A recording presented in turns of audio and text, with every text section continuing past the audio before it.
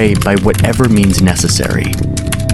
Process, just power being seized, just someone being pushed out and someone being put in.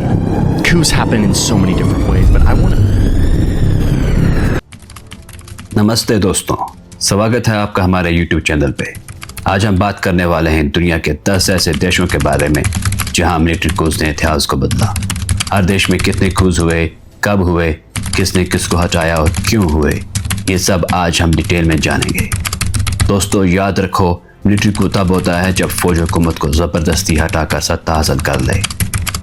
ये video थोड़ी लंबे होने वाली है दोस्तों, तो अपना पॉपकॉर्न लें, आएँ और चलें शुरू करते हैं। हमारे साथ जुड़े रहिए। अगर पसंद आए तो लाइक, शेयर और सब्सक्राइब ज़रूर करना। तो चलो शुरू करते हैं इजिप्ट से। पहला देश इजिप्ट है। यहाँ 2 बड़े मिलिट्री कूज हुए। पहला था 23 जुलाई 1952 को, जब फ्री ऑफिसर्स मूवमेंट के कर्नल जमाल अब्दुल नासर ने किंग फारूक को हटा दिया। इसकी वजह क्या थी दोस्तों? रीज़न था मोनार्की का करप्शन और ब्रिटिश इन्फ्लुएंस से नाराजगी। नासर ने इजिप्ट को एक नया डायरेक्शन दिया। दूसरा कू 3 जुलाई 2013 को हुआ, जब जनरल अब्दुल फतह सीसी ने प्रेसिडेंट मोहम्मद मुर्सी को हटा दिया। मुर्सी मुस्लिम ब्रदरहुड से थे और उनकी इस्लामिस्ट पॉलिसीज और इकोनॉमिक मिसमैनेजमेंट से लोग बहुत तंग आ गए थे। दोनों कूज के पीछे पॉलिटिकल इंस्टेबिलिटी और पब्लिक डिसकंटेंट था। दूसरा देश है ब्राज़ील, जहां 20वीं सदी में यानी 20वीं सदी में 5 मिलिट्री कूज हुए।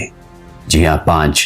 पहला 15 नवंबर 1889 को, जब मार्शल दियोडोरो फोंसेका ने एम्परर पेड्रो II को हटा दिया। ये मोनार्की ख़त्म करने के लिए था।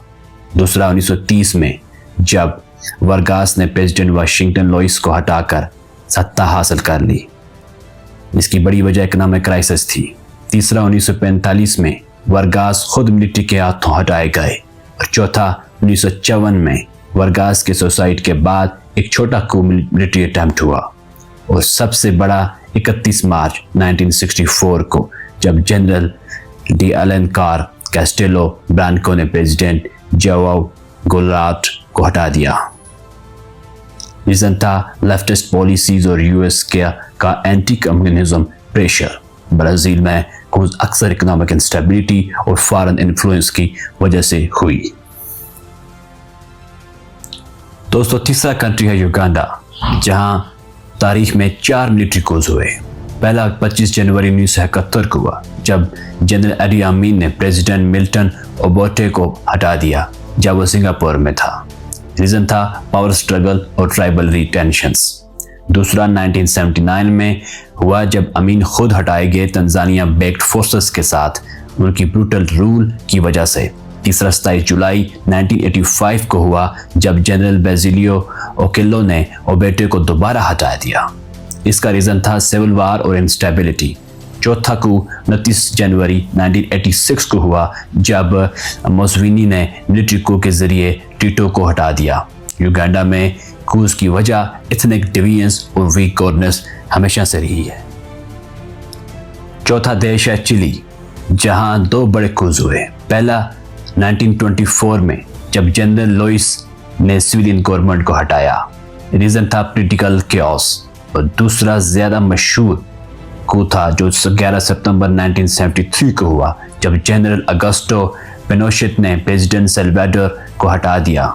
याद रखिए दोस्तों, ये CIA बैक्ड था, क्योंकि एलेंडे यानी सल्वाडोर की सोशलिस्ट पॉलिसीज यूएस को पसंद नहीं थी। इकोनॉमिक इंस्टेबिलिटी और पॉलिटिकल पोलराइजेशन ने भी इसमें रोल अदा किया। पिनोशेट ने 17 साल तक ब्रूटल डिक्टेटरशिप चलाई।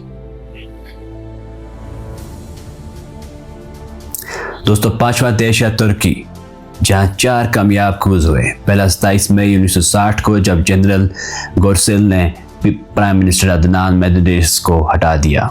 इसका रीजन था अथॉरिटेरियनिज्म और सेकुलरिज्म का खतरा। दूसरा 12 मार्च 1971 को हुआ, जब मिलिट्री ने प्राइम मिनिस्टर सुलेमान देमिरेल को रिजाइन करने पर मजबूर किया पॉलिटिकल वायलेंस की वजह से। तीसरा 12 सितंबर 1980 को हुआ, जब जनरल केनान एवरन ने सत्ता ली। रीजन था लेफ्टिस्ट राइटिस्ट क्लैशेस। चौथा एक नाकाम अटेम्प्ट 15 जुलाई 2016 को हुआ, जब मिलिट्री का एक फैक्शन प्रेसिडेंट एर्दोगान को हटाने की कोशिश में फेल हुआ। याद रखिए दोस्तों, तुर्की में कूच अक्सर सेकुलरिज्म और इंस्टेबिलिटी के नाम पे हुए हैं।